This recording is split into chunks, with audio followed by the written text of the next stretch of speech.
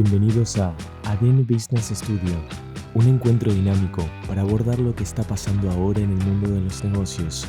Puedes vernos o simplemente escucharnos. La conexión está asegurada. ADN Business Studio comienza ahora. Yo soy Yanedi Nostroza y hoy los invito a conversar sobre el futuro de los datos personales, que ofrecen un océano de información valiosa para el desarrollo de las empresas, pero que al mismo tiempo está sufriendo muchísimos cambios porque los dueños de esos datos están pidiendo protegerlos cada día más. ¿Cómo arreglamos este problema? Pues hoy tengo como invitados a dos cracks en la materia, con quienes vamos a compartir estos 15 minutos de conversación. Se trata de Héctor Figari, director legal y de asuntos corporativos para la región sur en Microsoft Latinoamérica, quien nos hablará de todas las posibles reformas legales alrededor del uso de datos personales. Y Alex Levenvenu, director de unidad de especialistas y tecnología de la región sur en Microsoft Latinoamérica, quien nos hablará de la innovación, la tecnología y las bondades del uso de datos personales enfocado a los negocios. Les doy la bienvenida a ambos y quisiera empezar con Alex para que nos pueda contar un poco. Este uso de bases de datos y Big Data ha abierto ciertamente un océano de oportunidades para el crecimiento de las empresas. ¿Qué innovaciones ves tú en el camino? ¿Qué es lo que se viene alrededor del uso de datos personales? Lo que vemos en el futuro es de que va a haber un blend entre, obviamente, algunas empresas van a tal vez abusar un poco de estas características y esta apertura a dar los datos, dado el caso, todos los casos mundiales en Europa, Estados Unidos, de las conversaciones que hay con los grandes proveedores de datos. Pero lo que estamos viendo también es que se le va a dar mucha más capacidad al usuario final de controlar cómo maneja su información, de a quién se la da.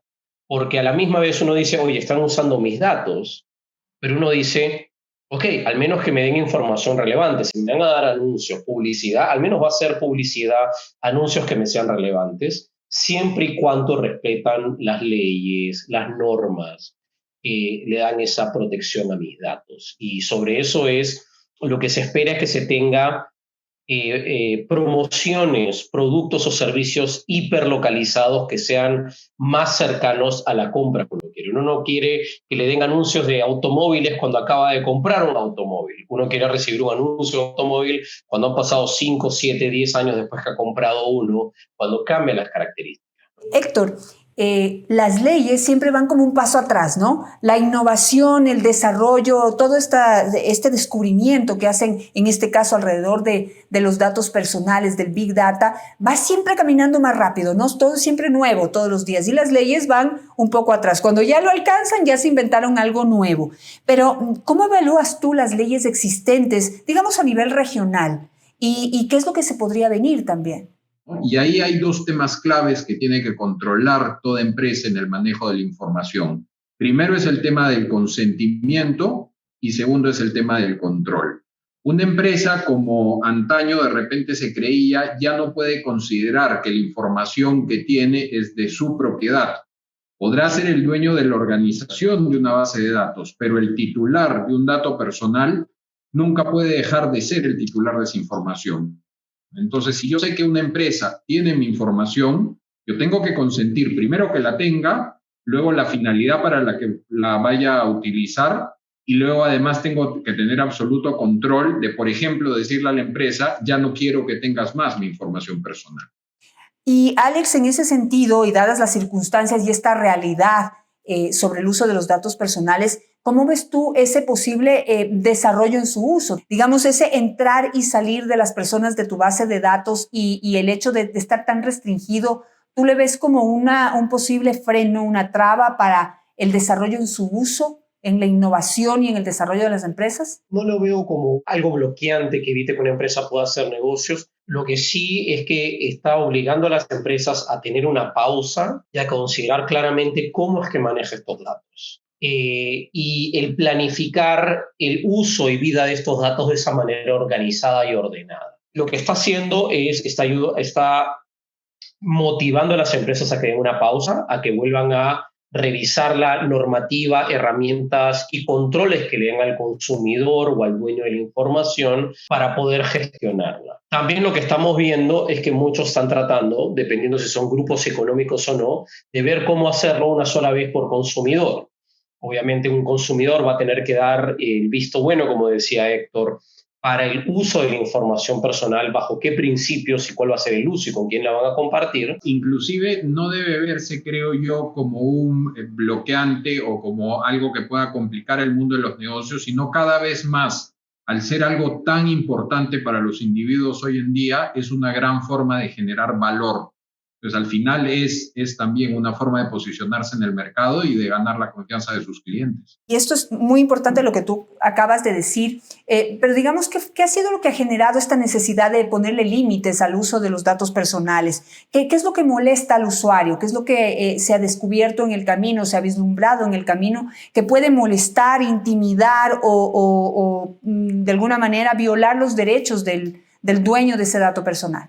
Yo creo que ha sido una evolución, no ha sido un momento en la historia, yo creo que ha sido una evolución de los últimos años en que de alguna manera las empresas cada vez más han tenido una mayor capacidad de manejar mayor información. Además, tienen hoy en día una capacidad de manejar esa información con mucho más velocidad. Entonces, lo que en algún momento podía no molestarte mucho, de repente ahora ya lo puedes sentir bastante más invasivo. Y otro tema que se ha dado bastante, sobre todo en nuestra región, es también los malos usos de la información, pero no solamente a un nivel comercial, sino a veces inclusive a un nivel delictual. Entonces, si es que se han desarrollado, por ejemplo, mercados negros de bases de información de funcionarios públicos, de empresarios con altos ingresos y situaciones de ese tipo para generar actividad delictiva, es también otra área muy preocupante que finalmente ha desbordado de alguna época en que los datos personales se manejaban con muchísima ligereza. Esta necesidad de conciliar, ¿no? de respetar los derechos, los límites, la privacidad de la gente. ¿Qué es lo que han pensado para poder pues seguir haciendo uso de esos datos sin molestar a las personas, sin intimidar a las personas? No sé si se pueden trabajar o si se trabajan ya en campañas para poder saber toda la utilidad que pueden darte a ti como usuario los datos personales. ¿No? Un caso muy hablado con una compañía de retailer de Estados Unidos muy grande que al final comenzó a enviar detalles de embarazo a una casa. Y el padre en esa casa era viudo, no tenía esposa y su hija tenía 15 años. Y él dijo, no, acá hay algo malo, ¿cómo me estás enviando este tipo de información? Bueno, un par de meses más tarde se enteró que su hija estaba embarazada. ¿Por qué? Por las señales de información, de datos, del tipo de compras, del tipo de actividad que uno tiene. Y ese es un caso donde uno dice, oh, wow, ese es un prototípico caso de qué cuidado, cómo es posible que tengan mi información. A la misma vez, uno dice, mira, recibo un mensaje de que tengo un crédito preaprobado de una empresa financiera que me preaprueba un carro para una persona de mi edad, considerando la cantidad de hijos que tengo, para poder tenerlo y que ya lo tengo disponible en el color que a mí me gusta. Y me dice, haz clic acá para comprarlo. Y qué maravilla, ¿no? Qué bueno que estoy recibiendo esto en este contexto. Héctor, ¿a qué distancia estamos en la región latinoamericana, iberoamericana, de llegar a un punto de equilibrio? Porque hablamos al inicio que siempre las leyes están atrás, ¿no? Pero ¿qué tan digamos, posibilidades tenemos de ir avanzar siguiendo los ejemplos de Europa y estar un poco más en ese punto de equilibrio que permita a los negocios, a las empresas, crecer al ritmo que necesita Latinoamérica, por ejemplo, sin tener este tipo de trabas por los problemas que puede generar el uso de datos personales?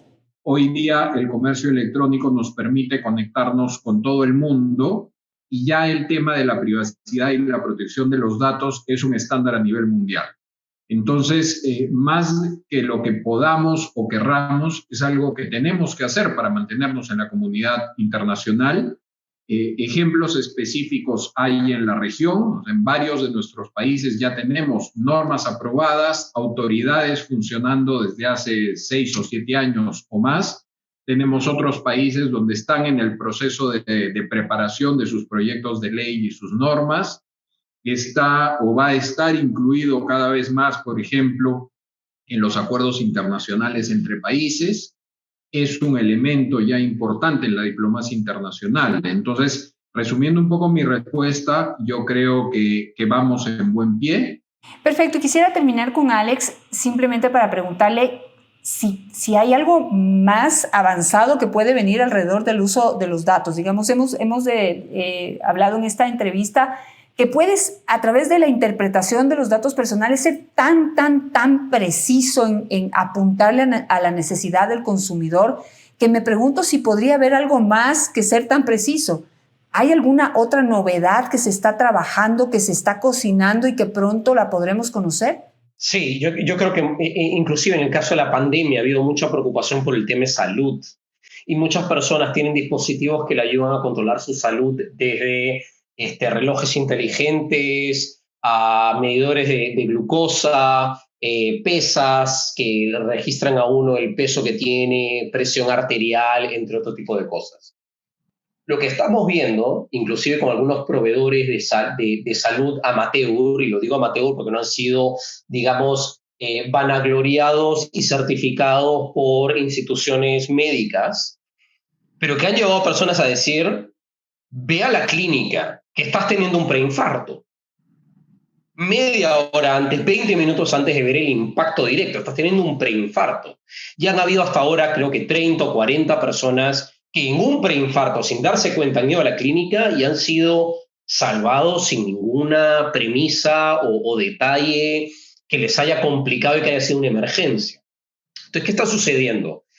La data no es solamente para venderla y hacer negocios, es data que puede ayudar a gobiernos a planificar mejor, a distribuir mejor demanda, a preparar para ayuda, a atender mejor la salud de cada persona y poder prehacer eso. Uno muchas veces dice: si solo supiéramos X, si solo supiéramos Y, podríamos hacer tanto más. Está clarísimo y realmente me queda pues una curiosidad. Me encantaría seguir conversando con ustedes, pero el tiempo no nos ayuda. Así que les quiero agradecer a ambos por participar en esta conversación, que estoy segura pues va a captar la total atención de nuestros oyentes. Hay muchas cosas en las que nos han actualizado y pues creo que esto es algo de lo que podemos volver a hablar en cualquier momento. Con muchísimo gusto, Janet. Muchas gracias. Gracias por la invitación. Gracias a ustedes. Hasta la próxima.